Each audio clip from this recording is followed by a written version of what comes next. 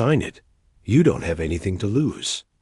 Anyway, that's what my wife said right in there. Middle of my retirement celebration, while my son clapped like he was at a damn comedy show, and my daughter laughed like this was the punchline she'd been waiting for. I stood there holding those divorce papers, feeling every single heartbeat drum against my ribs. Nobody in that room knew what was really happening. This wasn't the first time in my life I'd held papers about splitting up what we built together. I signed my name without arguing or fighting it.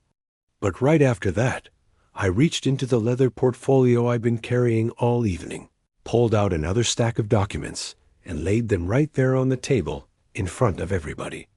I didn't say a word, and it was that silence that made the whole damn room start to panic. If you're hearing this story, I want to take you back to that night when I stood there holding those divorce papers. A like or subscribe helps this story reach other folks who've been going through what I went through. That celebration was supposed to be my moment. 67 years old, 38 years working for the city of Detroit. I'd been counting down the days until I could hang up my hard hat, fold up those worn work gloves, and say goodbye to freezing Michigan mornings and rain-soaked night shifts. The community center was packed. Former coworkers, neighbors, even a few distant cousins I only saw at funerals or Thanksgiving. A banner hung across the wall in bold letters, "Happy Retirement, Marcus," with a picture of a clock that had stopped ticking. I looked at it all evening, feeling both proud and strangely light, like I could finally breathe. Sheila organized the whole celebration. She called everyone herself, picked out the cake, hired a DJ to play old-school jams from the 80s. She moved around that center with her practiced smile, the one I'd learned to read over the years. Polite, proper, but with no room for me inside. Jamal, my son, stood near the punch bowl, talking to some friends in hushed voices, like he was trying to keep distance from the whole atmosphere. Keisha, my daughter, wore a sharp black dress, eyes glued to her phone, occasionally looking up to flash a polite smile before dropping her gaze again. When my old supervisor stepped up to speak, I felt warmth spread through my chest. He talked about long shifts, about snowstorms that left entire neighborhoods dark, and about men like me who went out into those frozen nights to restore power line by line. There was applause and a few whistles. I stood up, nodded my thanks, and saw genuine respect in some of those eyes. In that moment, I thought, whatever my family thinks, at least these people understand what I did for this city. Then Sheila stepped up. She held the microphone with both hands, like she was afraid it might slip. Her voice was soft and measured. She talked about the years I left early for work, the nights I came home late, the hardships of having a husband who devoted his whole life to his job. She spoke in the past tense, and I knew what was coming. Even before she pulled that stack of papers out of her purse, the air in the room shifted. I heard chairs scraping in short whispers. Then that sentence fell clean and cold, like a blade placed exactly where it would cut deepest. Sign it.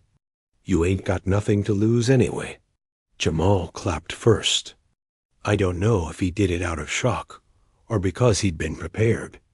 Kaisha laughed, a short laugh, like she could finally exhale. Nobody stood up to stop it. Nobody said, "Hold up." I looked at the familiar faces and understood something clear as day. This decision hadn't been made overnight. It had been rehearsed, discussed, approved. I was the last to know. I held the papers.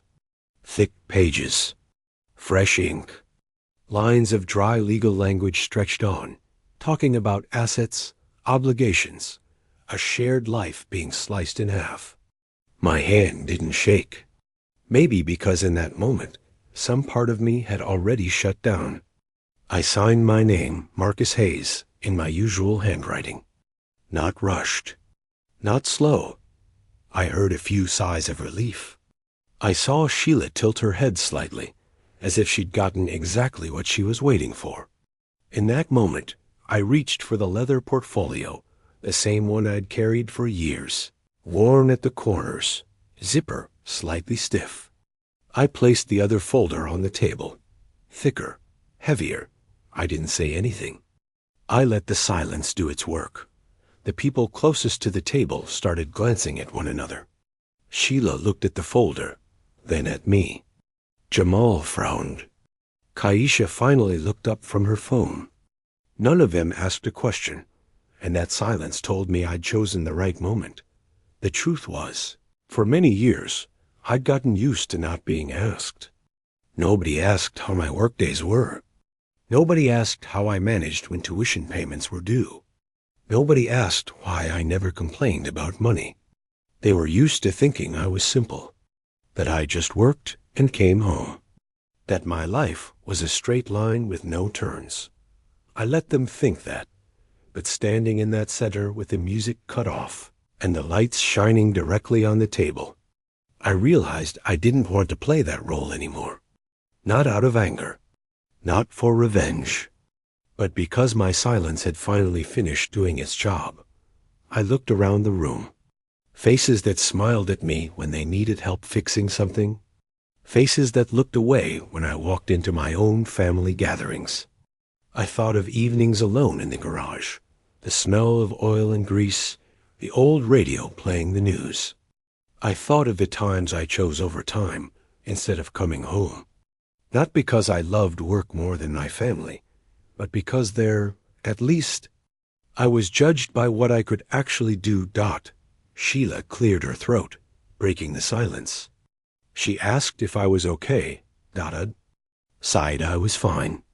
My voice sounded so normal, even I was surprised. In my mind, the pieces were coming together with perfect clarity. This celebration, this timing, Jamal's reaction, Kaisha's reaction. None of it was random. I realized the dismissive comments from the past had all been connected. Sheila calling me settled, Jamal saying I just worked for the city, and Kaisha avoiding answers when friends asked about me. All of it had led to this moment. Over the years, they had built a story about me, and tonight they were simply ending it with a public ritual. I didn't stand up to take the microphone and give a speech. I just looked at the folder in front of me, then at Sheila. She didn't know what was inside, and that uncertainty made her uneasy. I saw it in the way she tightened her grip on her purse strap, in the way she avoided meeting my eyes. Jamal leaned toward his mother and whispered something. Kaisha set her phone down on the table for the first time that evening. I folded the divorce papers carefully and placed them on the other folder. A small gesture, but enough to make a few people in the room hold their breath. I could feel curiosity spreading like a ripple. I knew they wanted me to speak. I knew they wanted an explosion. But I'd learned that speaking more doesn't always carry more weight. When the music was awkwardly turned back on, I picked up my portfolio, closed the zipper, and said I needed to step outside for some air. Nobody stopped me. Nobody followed. I walked out of that center and stood under the yellow lights of the parking lot, taking a deep breath. The night air was cool, carrying the smell of wet grass and exhaust fumes. I felt my heartbeat slow. In that moment, I knew the first part of the story was over. They'd done what they wanted to do, and I'd set the bait in the water. The folder was still there, on the table like an unanswered question, and I knew that from this moment on, none of them could pretend I was just a man who had nothing to lose. Stood in the parking lot a few minutes longer before going back inside. But my story had already started turning back long before that. Before the celebration. Before the divorce papers. Before the applause that sent a chill through me. But to understand that moment, I need to take you back. It had started years earlier with the way my family saw me. Through glances. Through words that seemed harmless. In Sheila's eyes, I was a stable man. She often used that word when talking about me to others. Not respected, not dedicated, but stable. Stable like an old chair in the living room. Always there. Not troublesome, but not impressive either. Whenever guests came over, Sheila introduced me quickly, like she was afraid someone might ask more. "This is Marcus, my husband. He works for the city." That was it. No title, no story. Just works for the city, like I sat somewhere behind a dusty desk. I corrected her once. Very gently. I said I worked in infrastructure maintenance, overseeing water systems and underground electrical lines on the east side. Sheila smiled, placed her hand on my arm, and said, "That's what I meant." That sentence ended every attempt at explanation. After that, I let her speak the way she wanted. Jamal studied law at Wayne State. I was proud of him, even though I rarely said it out loud. Whenever I visited, I tried to dress neat, not out of shame, but because I didn't want to embarrass him. I noticed Jamal rarely introduced me to his friends. When someone asked, he'd say quickly, "Pops works in city maintenance," and then immediately change the subject to internships, mock trials, or a difficult professor. I heard it a few times, standing a few steps away, pretending to look at my phone. Each time I felt myself shrink a little. Kaisha was different. She didn't avoid me. She concealed me. When friends came over, she quietly moved me out of the picture. If someone asked about her family, she talked about her mother first. About her mother's job, her trips, her plans, and me? If I was mentioned at all, I was a footnote at the bottom of the page. "Dad? Oh, he's around." I knew exactly what that answer meant. It meant I wasn't something she wanted to carry with her into the world. Family gatherings slowly became tests. I stood on the edge of conversations, holding a glass of water, listening to people talk about stocks, real estate, things they called success. When I told a story about work, a night shift during a snowstorm, or a time I helped prevent an entire neighborhood from losing power, nobody asked a follow-up question. Sheila would step in and change the subject. Jamal checked his watch.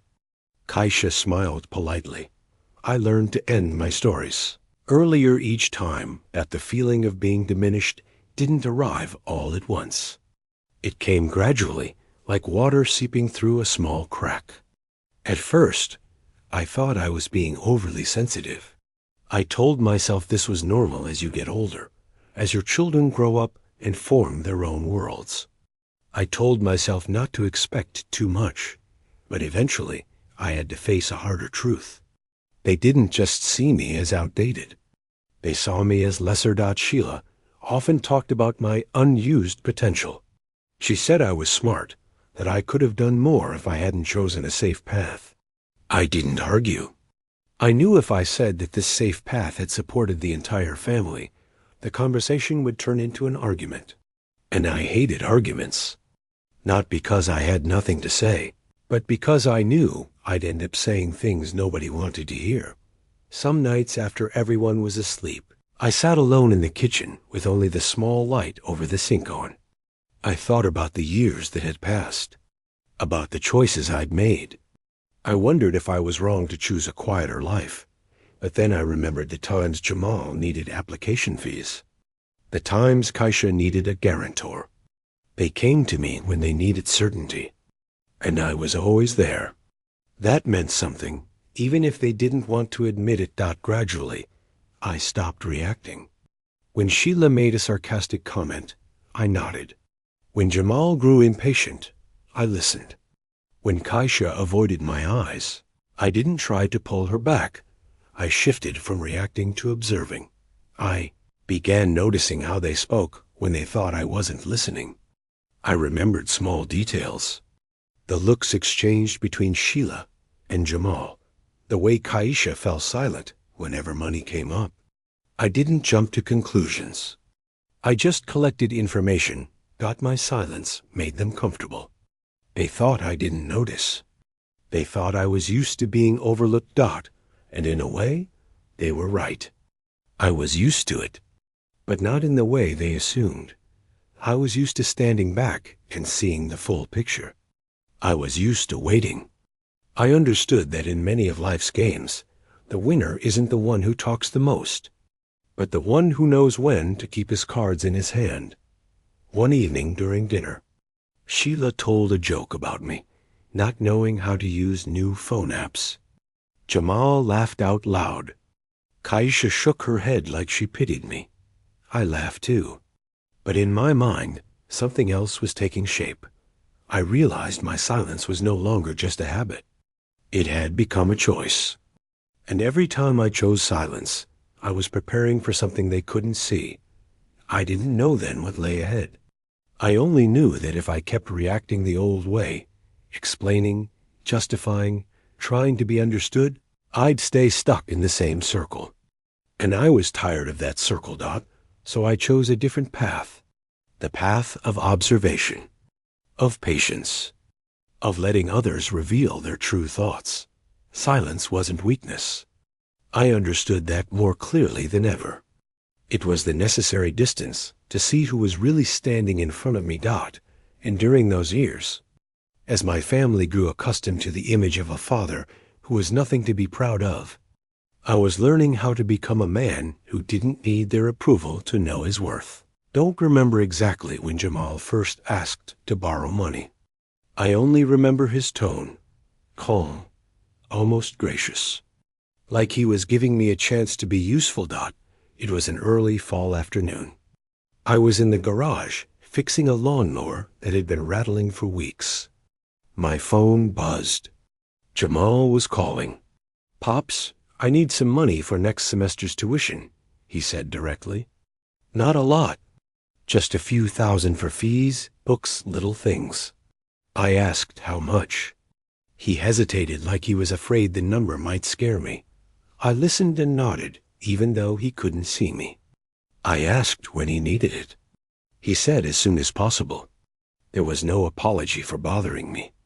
No question about whether I could manage it. Just one closing line.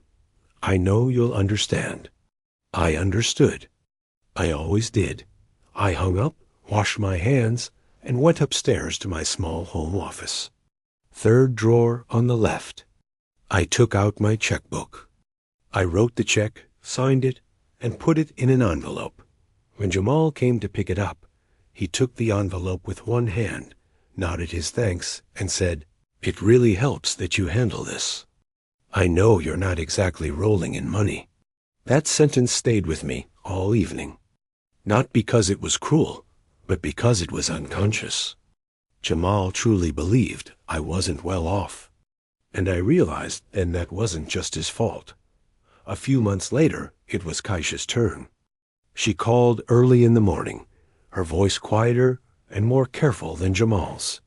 She said she'd applied for a loan for a small startup project, but the bank required a guarantor. She explained she'd asked her mother, but Sheila said it wasn't appropriate. She asked her uncle, then a family friend. Nobody agreed. I was the last person she called. "Dad, I hate to ask," Kaisha said, "but could you sign as a guarantor?" "It's just paperwork." I asked why the bank needed one. Kaisha explained the risk, the credit history. I listened without interrupting. When she finished, I said I'd look at the documents. That afternoon, she brought them over. I signed, no questions. No comments about being the last option. Keisha sighed with relief, smiled, and said, "I didn't think you'd qualify." But apparently they accepted it. That sentence hurt more than I expected. Neither Jamal nor Kaisha had ever asked where my money came from. They never asked about my income. They never asked if I had savings. They simply assumed I could scrape together enough to rescue them when needed, but not enough to be considered successful. I paid. I signed. I guaranteed. And I remembered. Not with resentment, but with clarity. I remembered every word, every look, every unconscious shrug. I began to understand that in their eyes, my value didn't lie in who I was as a person, but in my usefulness when required. Sheila reinforced that image quietly. Whenever money came up, she spoke for me. Marcus doesn't need much, she often told others. He's very simple. A stable job is enough for him. It sounded like praise, but underneath was a clear message. I wasn't ambitious. I wasn't a wealth creator. Just someone who kept things from falling apart. Once at a dinner with Keisha's friends, someone asked me about my work. I just opened my mouth when Sheila answered for me.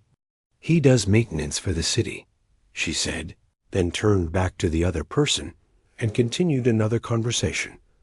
I sat there chewing slowly, feeling like a familiar piece of furniture.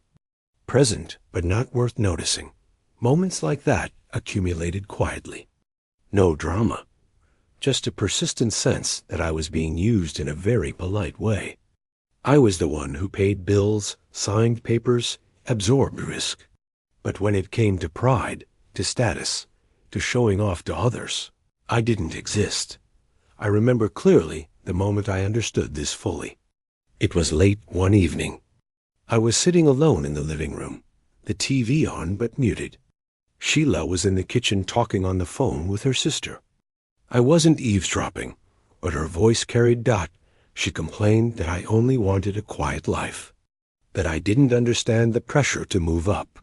She called me settled and said it like a judgment. I turned off the TV. I sat still. I listened, not to argue, but to understand. And in that moment, I saw a blunt truth. They didn't need me as a human being. They needed me as a resource, something to draw from when necessary and ignore when not. The seed of resistance didn't sprout immediately. It was planted deep in the silence I'd chosen long ago. I didn't explode. I didn't confront anyone. I simply changed the way I looked at things. I stopped thinking about how to earn their approval. I started thinking about how to protect myself. From then on, whenever Jamal called for money, I still helped. But I listened more closely to his tone. Whenever Keisha needed my signature, I signed. But I read every clause more carefully. I didn't reveal my thoughts. I let them keep believing I was a content, unambitious father with nothing beyond stability. But inside, I was different. I was no longer naive enough to believe that sacrifice automatically earns respect. I understood that in some relationships, if you don't set boundaries, you become nothing more than a wallet with legs. And I'd accepted that role for far too long. I didn't know then how I'd push back or when. I only knew that from the moment I realized I was valued only for money when they needed it, I stopped seeing my silence as endurance. It became preparation. And that seed, small as it was, had begun to take root. After that night, once the seed of resistance had taken hold, I didn't change the outward shape of my life. I still woke up early, still drank coffee from the same chipped mug, still drove my old Ford pickup out of the driveway while the morning was still gray, with fog rolling off the Detroit River. If anything was different, it was only that my breathing had grown steadier. I no longer felt impatient when I was overlooked. I began to understand that whatever extra work I did, if I did it long enough and quietly enough, would become something nobody could take away from me. Extra shifts came to me like a habit.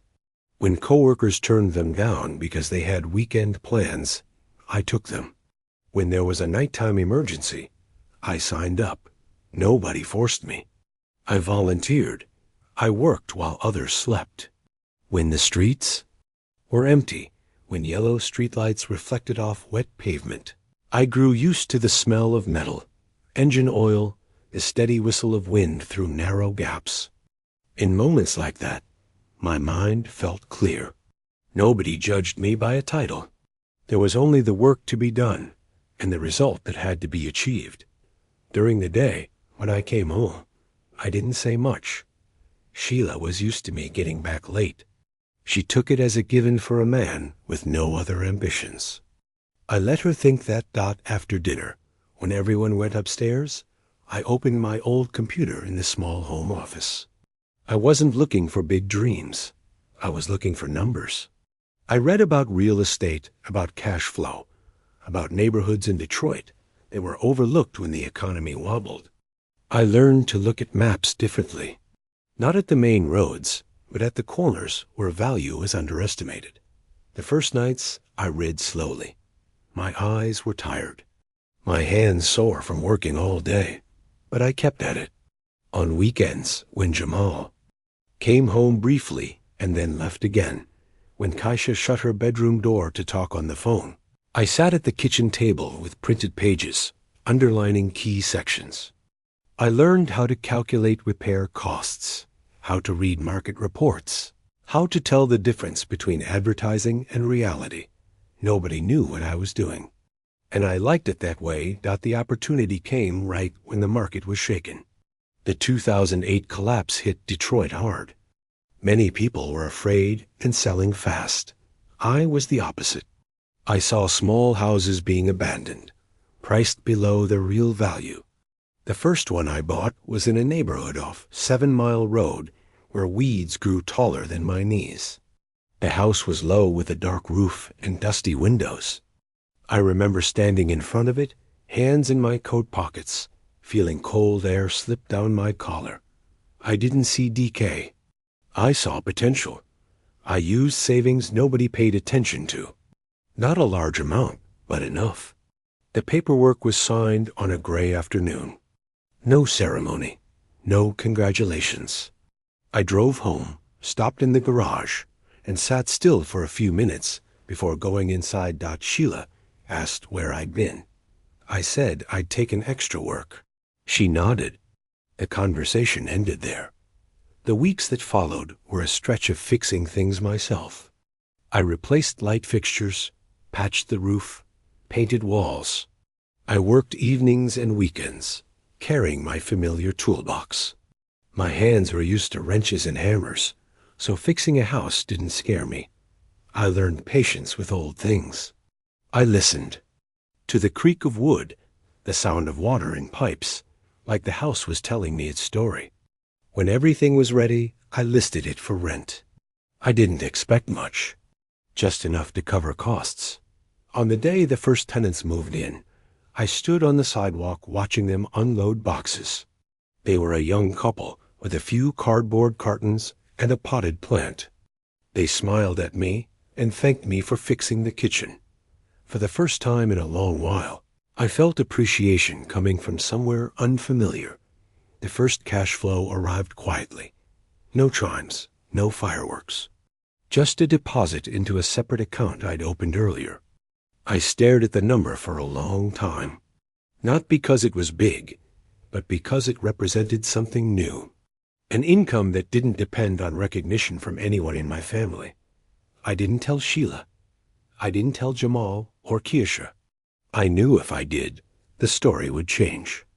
The money would be calculated for other needs. And I didn't want that. I decided to keep it secret. Not to deceive anyone, but to protect what I had built. I understood how money worked in my family. It never stayed where it was created. It flowed to wherever the loudest voice was. And I didn't want my effort to dissolve into conversations where I had no place. From the first house, I continued. Not rushed, not flashy. I bought when I could, fixed what was needed, rented when it was ready. I kept everything in the dark, the way you shield a small flame from the wind. Each time I came home after a repair job, clothes speckled with paint, hands aching, Sheila would look at me and shake her head. You should rest more, she said. I smiled. Rest to me was knowing I was building something solid, that the shifts nobody knew about kept going. I took extra work whenever possible, saving bit by bit. I didn't brag. I didn't look for praise. I just worked. My mindset was clear. Build in the dark so the light doesn't blind you. I let my family keep seeing me as a content man with no ambition. And in that quiet, I laid each brick for a foundation they had no idea existed. Some nights, sitting alone, I thought about what I was doing. I didn't see it as revenge. I saw it as finally turning my attention to myself. I no longer needed to prove anything to Sheila, to Jamal, to Kaisha. I understood the value of quiet work, and I believed that one day that quiet would speak without me having to say a word. The first house didn't change my life overnight. It didn't make me rich, didn't bring any clear sense of victory, but it did something more important. It taught me rhythm, the rhythm of patience, the rhythm of building little by little in silence without applause. After the first year, I bought a second house, then a third. There was never a year I bought too many, and some years I bought none at all. I only bought when everything truly made sense. I learned to say no to opportunities that sounded attractive but carried risk. I didn't chase rumors or follow others. I only did what I understood and could control. Everything was in my name. I opened a separate account, kept clear records, organized all paperwork. Not because I was afraid someone would find out, but because I knew if one day everything came under scrutiny, I would need absolute clarity. Ironically, nobody in my family bothered to look. They didn't care. And that indifference became the perfect camouflage. Sheila still saw me as a simple man. When I came home late from repairs, she thought I was just doing odd jobs for the city. When I was tired, she told me I should rest more, like I was wearing myself down because I didn't know how to enjoy life.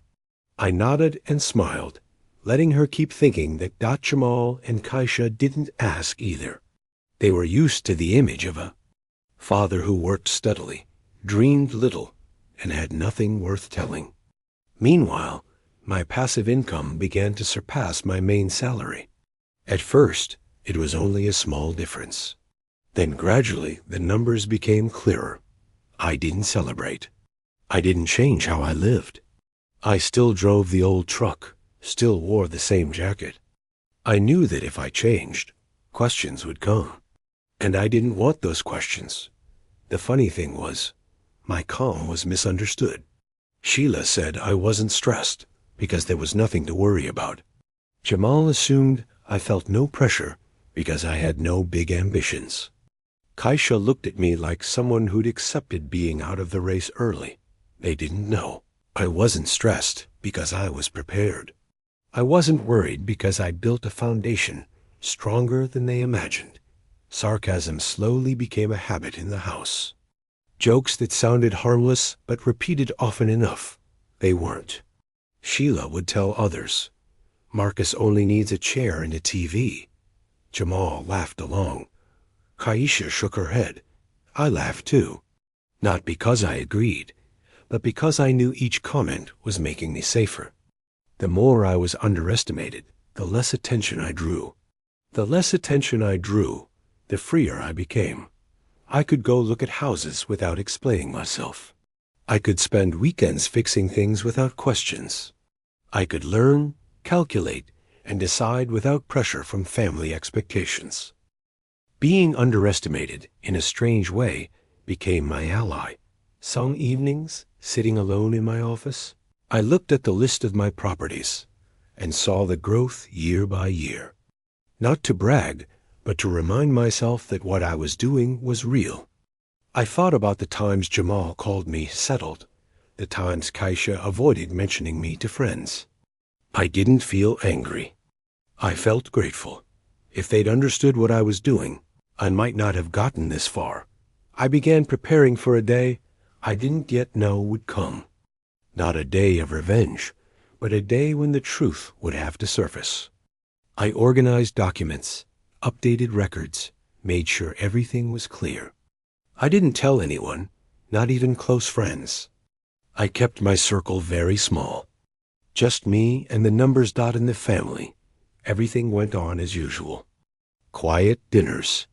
Shallow conversations. Sheila sometimes sighed, saying she wanted more from life. Jamal talked about the future, about not wanting to get stuck. Kaisha talked about image, about building a personal brand. Nobody asked what I thought. And I didn't volunteer it. I understood they'd built an image of me over too many years for it to change easily. In that image, I was the man on the sidelines with no influence, no say. And I let them keep believing it, because each passing year, my small empire grew stronger, wider, more discreet. At times, I wondered if I was living two lives. One in front of my family, where I was an ordinary, even mediocre father. And another where I was the decision maker, the one responsible, the one in control. Then I realized it was only one life seen from two different angles. And I chose to keep the second angle to myself. Looking back, one thing became clear. If I'd been respected more, I might not have had the space to build. If I'd been praised, I might have softened, shared more, scattered my resources. Being underestimated, painful as it was, gave me ideal conditions to prepare. I didn't know how the day they exposed themselves would unfold. I didn't plan a dramatic moment. I only knew that when that day came, I wouldn't panic. I wouldn't rush. I would simply open what I'd prepared and let the truth speak for itself, that my empire wasn't built on loud ambition. It was built on years of being overlooked, on shifts nobody knew about, on patience that only the underestimated can have. And as I placed the final bricks for this stage, I understood that my greatest safety lay in the fact that they still believed I had nothing of significance. Sheila's change didn't come loudly. It didn't look like the stories people usually tell. Big arguments, sleepless nights, accusations. It came quietly in small details that anyone untrained to observe would miss. But I was used to seeing what others T. First was her appearance. Sheila began paying attention to her clothes in a different way. Not the familiar outfits she wore to school meetings or neighborhood gatherings, but pieces chosen more carefully, more fitted, more intentional. She changed her hairstyle, changed her perfume. Some mornings I came into the kitchen and caught a scent I didn't recognize, one she hadn't used for years. I didn't ask. I just noted it. And there was her schedule. Sheila started coming home later, meeting friends, working out, running errands, appeared more often during the week. Some days she left early, saying she had places to stop by, but didn't return until evening. Before, she always texted if she'd be late. Now she didn't. I didn't ask why. I just watched the clock, watched dinner cool on the table, and told myself every change has a reason. Her phone became inseparable from her. Sheila carried it into the kitchen, into the yard when she watered plants. Before, she left it on the table, screen up or down. It didn't matter. Now it was always face down. When messages came in, she glanced quickly and put it away. Once I walked into the living room while she was on a call. She stopped mid-sentence, hung up, and said it was just her sister checking in. I nodded. Nothing more. Unusual expenses began appearing on the statements. I didn't check often, but I still glanced when needed. The amounts weren't large, but they were regular. Meals at places Sheila rarely went. Services I didn't remember her using. I didn't confront her. I knew if I asked too soon, I'd only get an answer designed to end the conversation, not reveal the truth. What caught my attention most was how Sheila talked about the future. It was no longer we, but slowly became each of us. She talked about wanting to change living spaces, about wanting things lighter. She talked about not clinging too tightly to old things. Each sentence alone sounded harmless. Together, they formed a picture clearer than I wanted to see. I didn't confront her. Not because I was afraid, but because I'd learned that confronting too early only makes things better hidden. I chose another way. I gathered information the way I always had, quietly, patiently, without letting on that I was watching. I let Sheila keep believing I didn't notice. I let her believe her changes caused no ripples. I paid attention to how Jamal and Kaisha spoke with Sheila. Short calls. Exchanged looks when they thought I wasn't watching. Jamal began asking Sheila more about plans. Kaisha grew quieter when I was around. Nobody said anything directly, but their unspoken agreement became clearer. I didn't need to hear words to understand they talked. One evening at dinner, Sheila said we should think about each person's future. Jamal nodded. Kaisha didn't object. I chewed slowly, swallowed, and asked a very ordinary question. "What do you mean?" Sheila answered vaguely, saying the kids would eventually move on, that everyone needed space. I nodded like I agreed. But in my mind, everything had begun to line up. I realized they weren't just thinking about leaving me. They were preparing to divide things. Not through arguments, but through assumptions. The assumption that what I had was little. The assumption that dividing it would be simple. The assumption that I wouldn't resist. Those assumptions made them confident. And that confidence made them careless. I began reviewing everything I'd built. Not because I feared losing it, but to be sure. I went through documents, accounts, contracts. I made sure everything was solid. I didn't change anything suddenly. I didn't move money. I didn't do anything that would raise suspicion. I simply prepared as I always had. Some nights lying beside Sheila, I listened to her breathing change when her phone vibrated in the dark. She turned away from me, reading messages in the shadows. I stared at the ceiling, not angry, not broken the way people imagine. I felt a cold calm, not because I no longer cared, but because I'd gone too far down the path of observation to return to blindness. I knew I was standing at a crossroads. One path was confrontation, putting everything on the table, demanding explanations. The other was waiting, letting them reveal everything they believed I couldn't see. I chose the second. Not because it was easier, but because it was fair. Fair to me. Fair to the years I'd spent silent. When Sheila talked about organizing a retirement celebration for me, I nodded. I let her take charge. I let Jamal and Kaisha be involved. I let them believe I was entering the final stage of a simple life. Meanwhile, I knew very clearly the time was approaching. Not the time to speak, but the time to let them speak for themselves. I didn't know exactly when they would act, but I knew one thing for certain.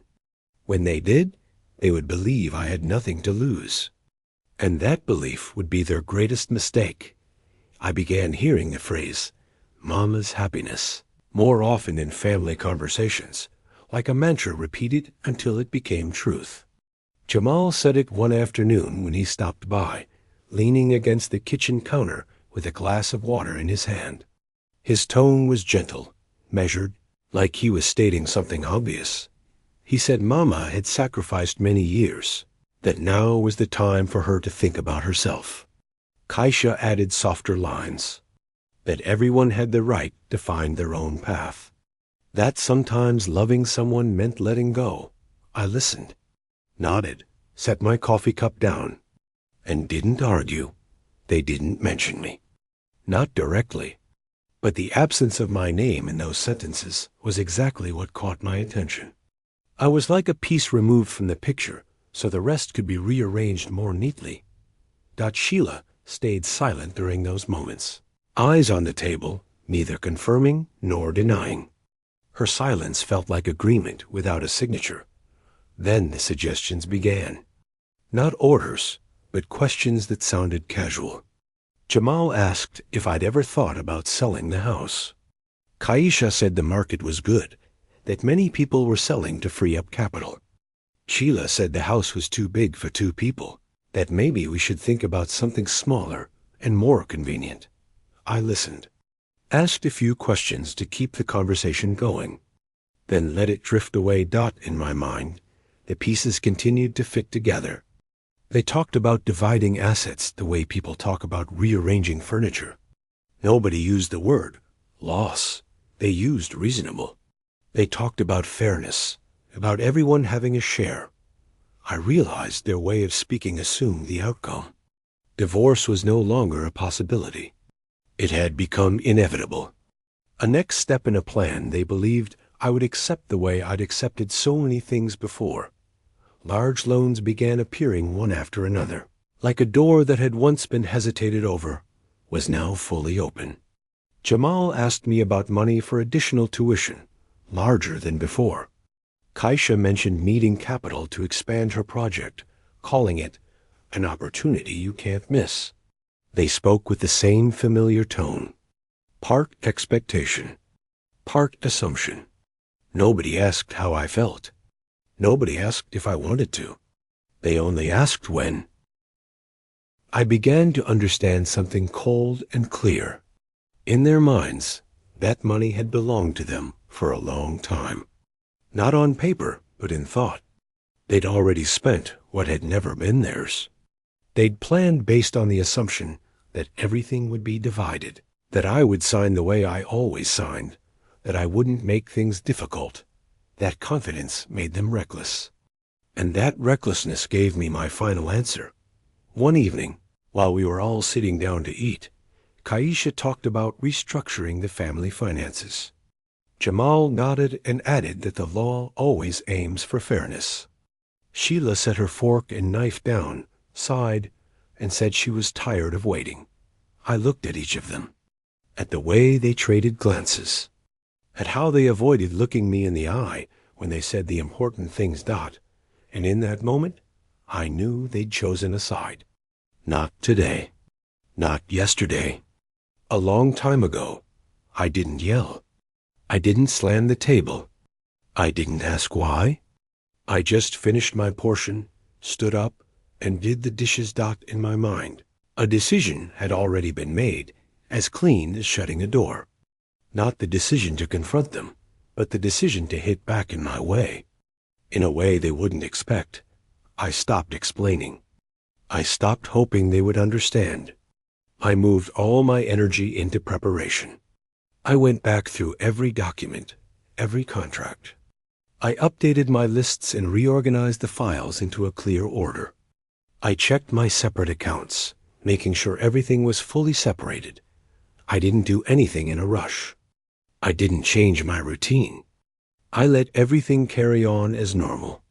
Because normal was the best cover. Sheila talked about throwing a retirement celebration for me. She said it was something I deserved after so many years of work. Jamal acted excited and said he'd invite a few people he knew. Kaisha offered to handle the decorations. I looked at them, smiled, and said that if everyone wanted to, I didn't mind. In my head, a thought began to form slowly. That celebration wouldn't just be a goodbye to my job. It would be a stage. Not a stage for an argument. Not a place where I'd let my anger spill out. But a place where every assumption would be dragged into the light. A place where they believed I'd be at my weakest, most vulnerable, and therefore easiest to control. I knew they would choose that moment to act because it was symbolic. A man retiring, stepping into the ending of his life the way they saw it. A man like that, in their minds, wouldn't have many options. So I let them prepare. I let them make the guest list. I let Sheila pick the cake and the music. I let Jamal and Kaisha talk through what they would say. I didn't ask. I didn't interfere. I only watched. Every call, every text, every little meeting in the living room when I wasn't there. It all strengthened my decision. Some nights I sat alone looking out at the backyard, where the light spilled across neatly trimmed bushes. I thought about how I'd ended up here. Not through hatred, but through clarity. I didn't see myself as a victim. I saw myself as someone who'd let things go on long enough for their true nature to show. I thought back to the years of being underestimated, the sarcastic comments, the eyes that looked away. I realized that if I'd reacted sooner, maybe things would have been different. But maybe I also wouldn't have had enough information to stand firm. Now it was different. I didn't need to argue about feelings. I only needed the truth. The retirement celebration slowly became the main topic in the house. Sheila talked about the guest list like it was an important project. Jamal asked if I wanted to invite anyone else. Kaisha talked about picking colors for the decorations. I nodded and told them to decide. I didn't need much. And that was true. I didn't need much for myself. But I needed the right timing. Deep down, I knew what they were expecting from me. A signature, a nod, acceptance. And because they expected that, they didn't prepare for any other possibility. They didn't think I would question anything. They didn't think I was ready. They believed I was still the content man with nothing to lose. I let them believe it. I kept living the same way. I went to work, came home, fixed little things around the house, read.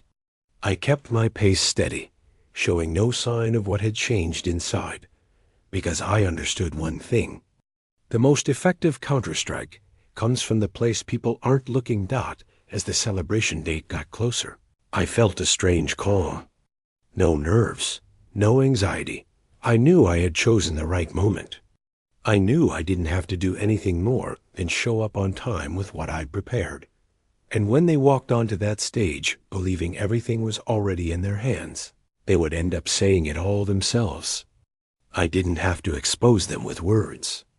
I only had to let them follow their plan, because that plan, no matter how it was dressed up with pretty words like happiness and fairness, had been built on a single assumption, that I had nothing. And I knew the moment that assumption collapsed, everything would change in a way they couldn't control. I stood up from the living room chair, turned off the light, and walked upstairs. The celebration ahead no longer weighed on me. It was only a meeting point between what they believed and what I knew, and I was ready to wait for it. In silence, the way I always had. The atmosphere in that community center that night carried the kind of formality I'd known for years working for the city. Rows of tables draped in white cloth, soft yellow lighting bouncing off the old wooden floor, making the room feel both warm and solemn. The smell of baked goods mixed with hot coffee in the air. People kept their voices low, like everyone understood this was an occasion that demanded respect. I stood near the entrance, shaking hands, hearing congratulations, listening to the familiar lines about the long road I'd walked. There were faces I hadn't seen in a long time. Former coworkers, men who'd stood beside me through snowstorms, through nights of outages that felt like they'd never end. They looked at me with an honest familiarity. No show, no polish. To them, I was reliable. I was the man who showed up when needed. That softened something in me. For a moment, I let myself believe the night might be nothing more than a simple farewell to work. When my old supervisor stepped up to the podium, the hall went quiet. He held the microphone with both hands, his voice slightly shaky with age. He talked about the years I'd put in, about the times the city needed someone, and I didn't turn away. He told a few small stories only people in the job would understand. There was light laughter, a few nods. I saw someone wipe their eyes. I stood, bowed my head in thanks. For a brief second, I forgot everything else. I was simply a man being recognized for the work he'd done. The applause rose up and lasted longer than I expected. I looked toward the row where my family sat. Jamal clapped along with everyone else, his face calm. Kaisha clapped too, wearing a polite smile. Sheila sat upright, hands on her lap, eyes fixed on the stage like she was waiting for her turn. I couldn't read what she was thinking in that moment. Maybe because I didn't want to anymore. Then Sheila stood. She walked onto the stage with her usual confidence. She took the microphone, smiled at the room, and began with words that sounded perfectly appropriate. She talked about the years I left early and came home late, about the evenings she waited up, about what it meant to have a husband who worked for the city. People nodded, sympathetic. I nodded too. What she said wasn't wrong. It was the way she said it that made me feel like I was a story that had already been finished. She said this night wasn't only a retirement celebration. It was a milestone. She talked about how everyone deserved a new chapter in life.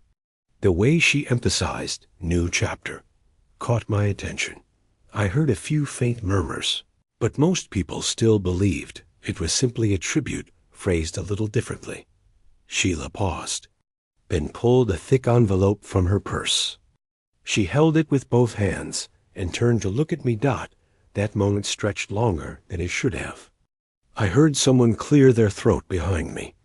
She said my name clearly, without trembling. She said that after many years, she believed it was time for us to be honest with each other. And then she held the envelope out to me. "These are divorce papers," she said, loud enough for the whole room to hear. A heavy silence dropped like something thrown to the floor.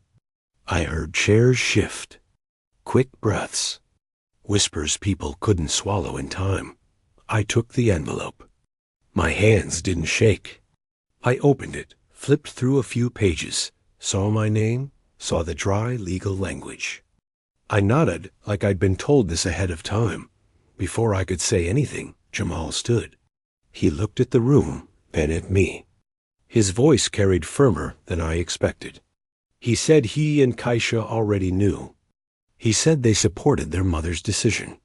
He said the most important thing was happiness.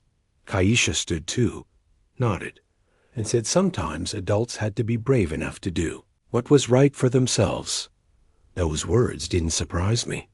I'd heard them before, just in smaller rooms, in quieter conversations. But hearing them echo through that hall in front of people who came to celebrate me still felt different, colder, more public. And then that sentence was said, not by Sheila, but by Jamal. He said maybe this was the best thing that could happen. He said everything was finally going back where it belonged.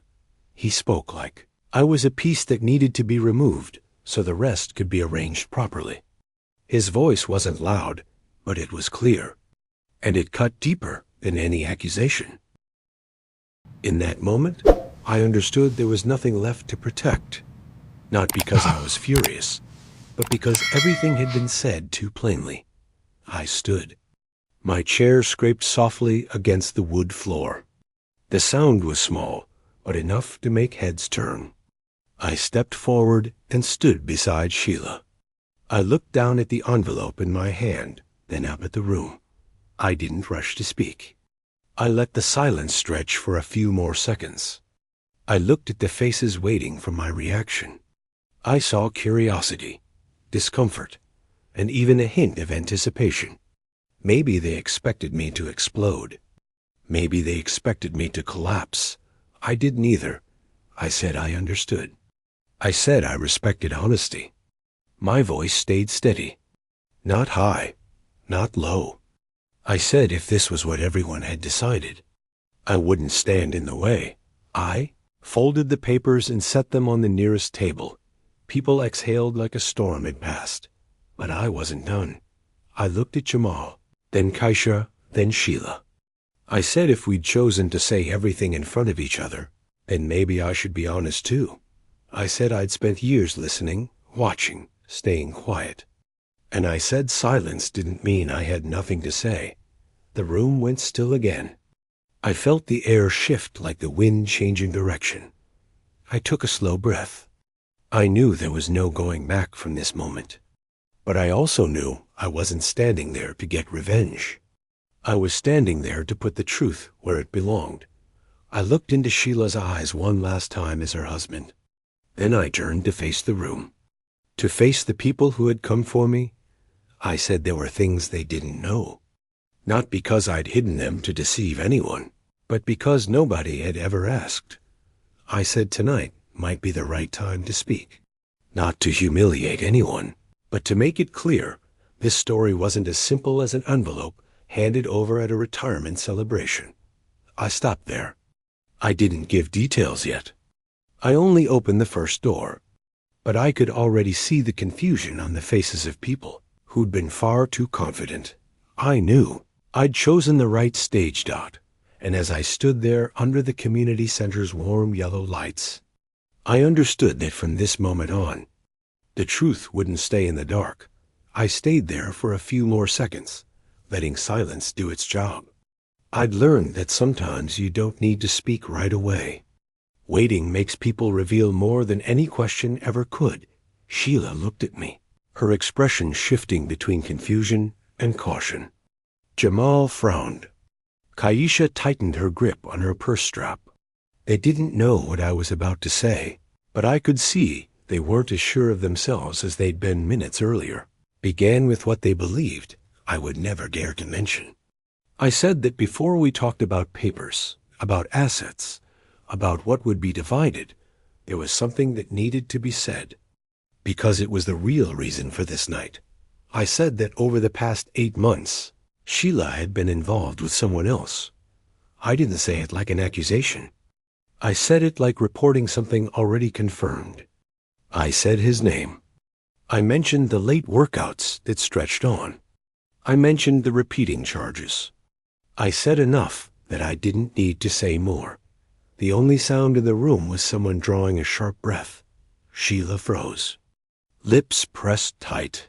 She started to speak, then stopped. Jamal turned to his mother like he was waiting for her to deny it. Kaisha stared at the floor, unable to look at me. I didn't need to argue. I didn't need to prove anything. Truth has a way of standing on its own. I said I wasn't bringing it up to shame anyone. I was bringing it up because it explained why this was happening here. Why the papers were handed to me on a night that was supposed to honor me. I said that if we were choosing honesty, then it should be complete. Then I moved to the thing they believed they already understood. I set my leather portfolio on the table, unlatched it, and pulled out the file I'd placed there earlier. I didn't hold it up high. I didn't pass it around. I simply opened it, letting the room see the first pages.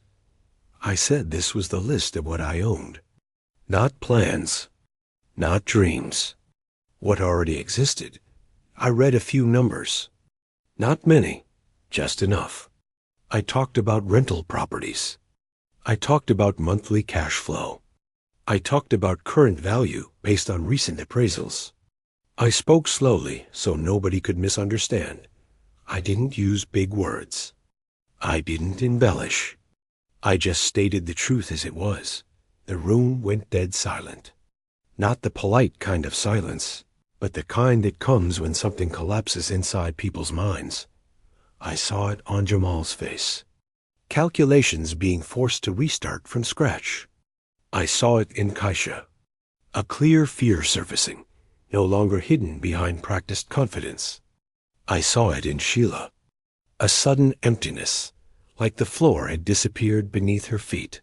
Numbers did what words couldn't. They didn't persuade. They simply existed. And because they existed, they forced everyone to adjust how they saw me. I didn't need to say my passive income had exceeded my city paycheck long ago. I only said it was enough for me to retire without worry. I didn't need to emphasize everything was in my name. I only said I prepared for my future in the way I knew how. There were whispers, small, quick. Someone murmured my name. Someone else looked at the person beside them, like they needed confirmation they'd heard right. I saw a few former coworkers frown. Not in doubt, but in shock. They'd never imagined I was that kind of man. And oddly, that made me feel lighter. I hadn't built any of this to be seen. I'd built it to exist. My family began to unravel in real time. Jamal opened his mouth, then closed it. Kaisha took a step forward, then stopped.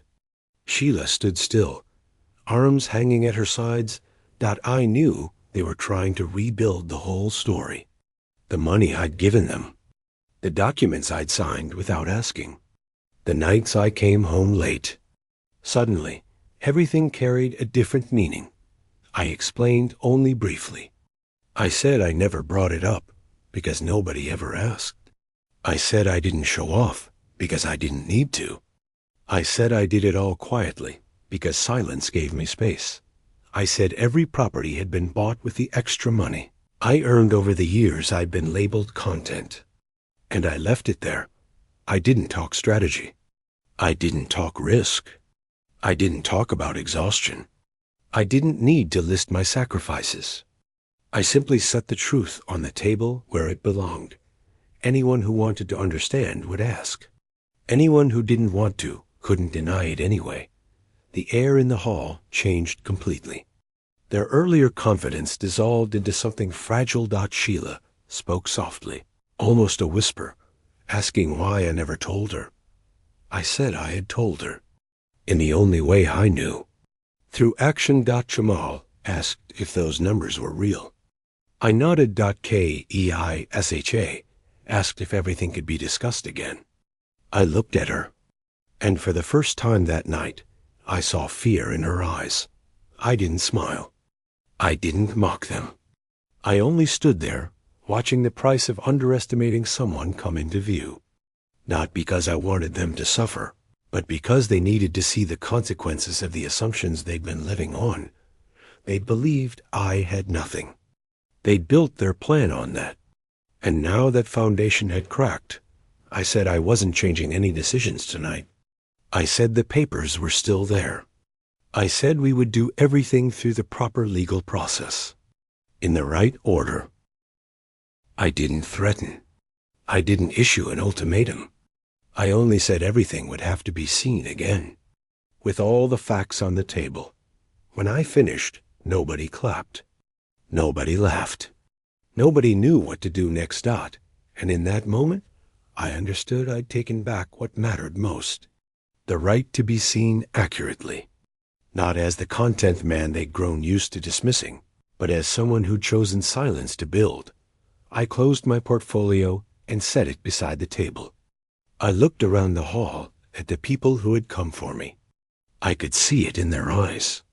No pity anymore. Respect, confusion, and even a trace of admiration they didn't yet know how to name.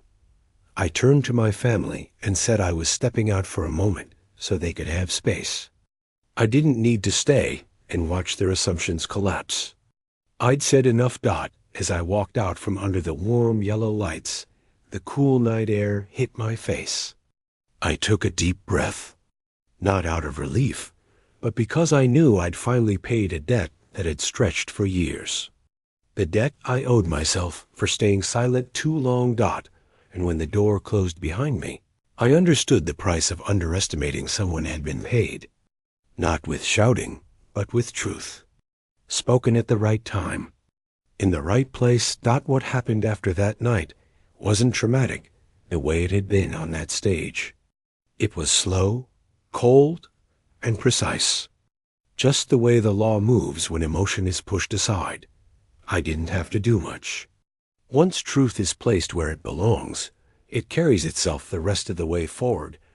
My lawyer called me the next morning. Her voice was calm, not surprised at all. She said the situation had completely changed, not because of what I said in front of the crowd, but because of what I'd prepared over many years. My financial records were clear, separate, time-stamped. Every investment was in my own name, built from my personal income, not mixed with family funds. That made the divorce far simpler, at least from a legal standpoint. Sheila realized that quickly. The initial demands in her divorce filing were revised. There were no more large figures, no more vague assumptions. She could only ask for what she'd known about. The house we were living in, the joint account she'd managed, and a few other minor things. Everything else, the things she'd never asked about, never paid attention to, never believed existed, was beyond her reach. I didn't feel happy when I heard that. I just felt closure. Not because I won, but because everything was finally called by its proper name. Sheila wasn't deprived of anything. She simply received exactly the part she'd chosen to see over the years. No more, no less. The man she'd trusted disappeared faster than I expected. When the numbers came up, When the truth about the assets was no longer casual talk, but signed, stamped documents.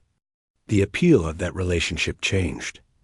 I heard through others that he didn't want to be involved in a complicated divorce, especially when the benefits were no longer what he'd imagined. Sheila didn't tell me about it.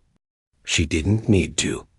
His absence was answer enough, her reputation. The thing she'd cared for more than the marriage collapsed quietly, but completely. People who'd once listened to her complain about a content husband began to ask questions. Old stories were revisited under new light. Nobody openly criticized her, but invitations became less frequent. Calls slowed down. Looks changed. Sometimes social silence weighs heavier than any judgment. Jamal and Kaisha began to panic when they realized what they'd taken for granted was no longer certain. The money they'd already planned to use suddenly became numbers with no owner. Plans built on a faulty foundation started to shake. Jamal called me more often. Kaisha sent longer messages. Their voices were no longer firm. They trembled, mixed with worry. The apologies came late. Jamal said he hadn't understood. Kaisha said she'd been swept along. They talked about family, about the past, about how everyone can make mistakes. I listened. I didn't interrupt. I didn't nod right away either. I let them say everything, because I knew that sometimes speaking is part of awakening. But apologies don't automatically erase consequences. I told them that, calmly, without blame. I said I was still their father. That wouldn't change. But relationships between adults need boundaries. I said I would no longer be a lifeline for decisions they refused to take responsibility for. I said if they needed advice, I was willing. If they needed time, I could wait. But if they needed money simply because they believed I had it, then the answer would be no. That wasn't revenge. Revenge requires strong emotion. What I did was simply stop. Stop compensating for disrespect. Stop rescuing people who didn't want to learn how to stand on their own. I didn't slam the door shut. I just stopped holding it open the way I used to. Some evenings I sat alone in a house that was now much quieter. I thought about the years that had passed, not with regret, but with clarity. I realized the most painful thing wasn't losing a marriage, but realizing it had ended long before any papers were signed. Everything after that was just procedure. The law doesn't stand with anyone because of feelings. It stands with financial truth, with what can be proven. And for the first time in many years, that felt fair to me. Not fairness as punishment, but fairness as each person receiving exactly the result of the choices they made. Sheila stopped calling. Jamal and Kaisha still reached out occasionally, more carefully, more hesitantly. I responded within limits. I didn't lecture them. I didn't revisit what had happened. I let life do its work. Because some lessons, if not learned through experience, never take root. I didn't see myself as a winner. I only saw myself as someone who'd finally stopped losing to himself. Divorce, I learned, is not for those who misjudge. Not because they're punished, but because they have to face the reality they ignored. And in that reality, there is no room for convenient assumptions. I moved forward. Neither fast nor slow. I carried no resentment. Only the clarity I should have had long ago. And this time, I was no longer silent. At least not with myself. The months that followed passed slowly. Without climaxes. Without the dramatic conversations people often imagine after a major collapse. Everything unfolded quietly, like a person relearning how to stand once a familiar crutch has been taken away. I didn't closely follow my children's lives, but I heard enough to understand that for the first time in their lives, they were truly touching reality. Jamal changed first, not because he wanted to, but because he had no choice. The support he once believed was guaranteed was gone. Plans for more schooling, higher degrees, investing in the future suddenly felt like luxuries when bills still arrived every month. In the end, he took a construction job. Manual labor. Something he probably never would have considered before. Not because the job was beneath him, but because in his mind there'd once been an invisible hierarchy. One where people like me always stood on the lower level. I wasn't there when Jamal started that job, but I could picture it. Early mornings. Coming home with a sore back and aching hands. Simple dinners. No longer filled with talk of opportunities or strategies. Just exhaustion and silence. For the first time, he understood that labor isn't an abstract idea. It's time, strength, and the price paid for every dollar earned. Once Jamal called me. Not to ask for money. Just to say he'd been working for 3 weeks. His voice was different. Slower, less defensive. He said the work wasn't easy. That some people there had been doing it for decades. He said they knew how to work. How to endure. How to survive. I listened without commenting. I didn't say, I've been there. He understood on his own. And that mattered more than any reminder. Kaisha chose a different path, but it was no less difficult. When familiar resources disappeared, she was forced to look at herself again. Social connections that once made her feel secure weren't enough to rebuild a foundation. She had to start over in the most literal sense. Find work. Learn to manage every expense. Accept small failures she'd never experienced before. Kaisha didn't call me often. She'd always been more independent than Jamal, but she was also used to having a safety net. When that net vanished, she wobbled. But little by little, she learned to stand upright.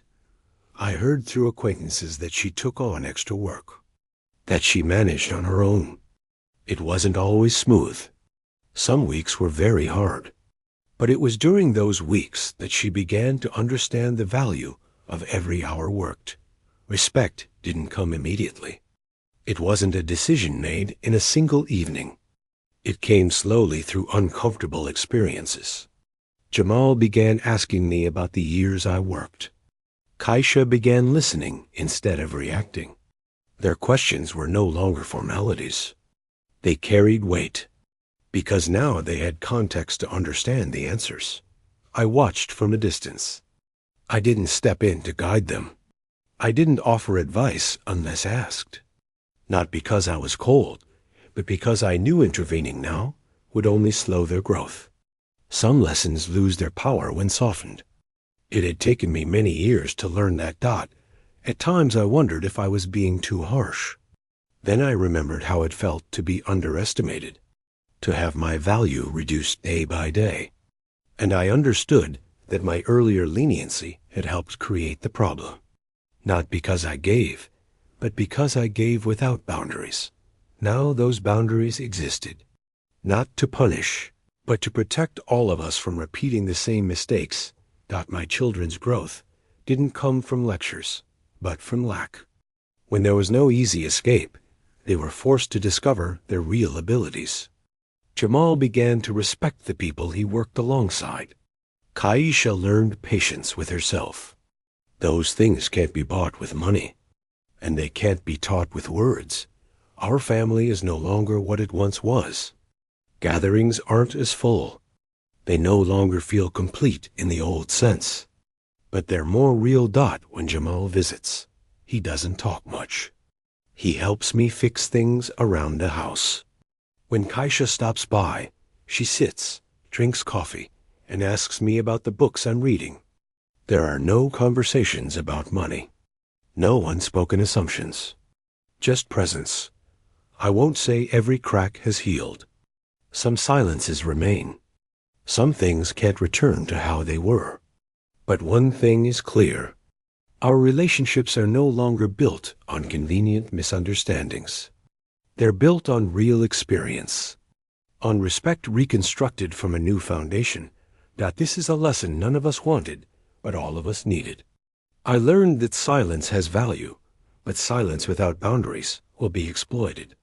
My children learned that labor isn't just a way to earn money. It's a measure of dignity. Our family is no longer a fragile unit held together by assumptions, but individuals learning how to stand beside one another honestly. I continue living my life, calmer, clearer. I don't wait for validation. I hold on to one thing only: honesty with myself. And for the first time in a very long while, that is enough. My life after the divorce isn't loud, nor does it resemble the dramatic rebirth people often imagine. It moves slowly, steadily, solidly, in a way I'd never known before. My mornings begin with brewing a cup of coffee and opening the window to let sunlight fill a quiet kitchen. There are no distracted questions, no probing looks, no feeling that I need to explain why I live this way or that way.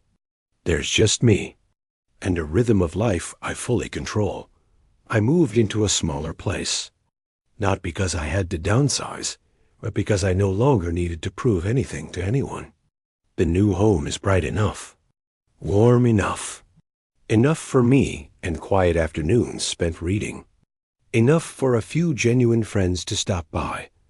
I spend more time on things I once set aside: long morning walks, fixing up rental properties with my own hands, talking with tenants as equals. Not out of obligation. The peace I've found doesn't come from everything being over, but from the boundaries I finally dared to set. I'm no longer afraid of disappointing others by saying no. I no longer feel guilty choosing silence over explanation. I've learned that boundaries aren't walls. They're door frames that let the right relationships in and keep the wrong ones out. Relationships in my life have been filtered naturally. Some people disappeared when I stopped being accommodating. Some calls faded when I was no longer the one solving everyone's problems. But some people stayed, not for benefit, not for expectation. They stayed because they respected who I am, not what I can provide. And for me, that's enough. I didn't lose my family. I only lost the illusions I'd nurtured for too long. The illusion that unconditional giving would be appreciated. The illusion that endless silence would keep the peace. The illusion that blood ties alone would protect you from being hurt.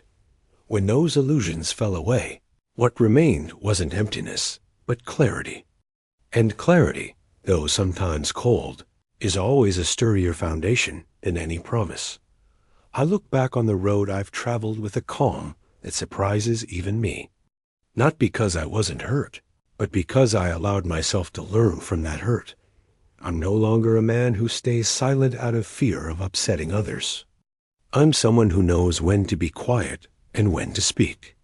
Not to win, but to protect my own worth. The story you've just heard is a work of fiction, inspired by life situations and human experiences, created to offer moral value, life lessons, and emotional resonance for the audience. It does not encourage anyone to imitate the actions in the story, does not incite hatred, and is not directed at any individual or organization.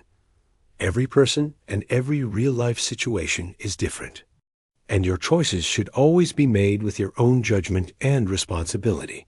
Personally, I believe there are 3 major values anyone can take from this story. First, silence does not mean weakness. In real life, if you are being underestimated or looked down on, don't rush to argue or prove yourself.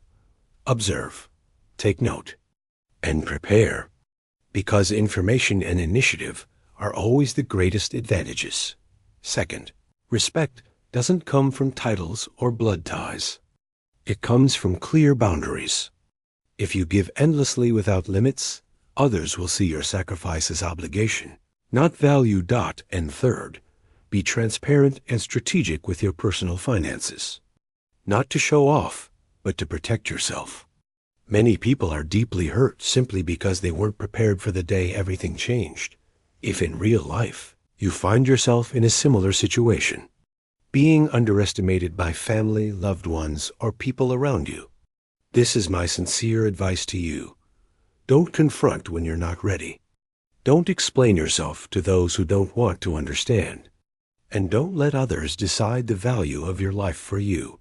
Your value isn't measured by how much you give, but by how clearly you understand who you are and how you deserve to be treated.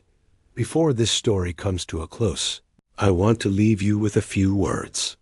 You who stayed until the very end got, if you see yourself in this story, remember that you are not alone. There are many people out there quietly enduring and learning how to stand on their own, just as I once did. If you'd like, leave a comment and tell me where you're listening from, or briefly share your own story. Not to judge, just to be heard. And if this story gave you a moment of reflection or a feeling of being understood, a like or a subscription is the simplest way to support the stories to come. Thank you for listening. Wherever you are in life, I hope you move forward with more clarity, stronger boundaries, and greater peace. Because sometimes the strongest thing a person can do is to stop staying silent.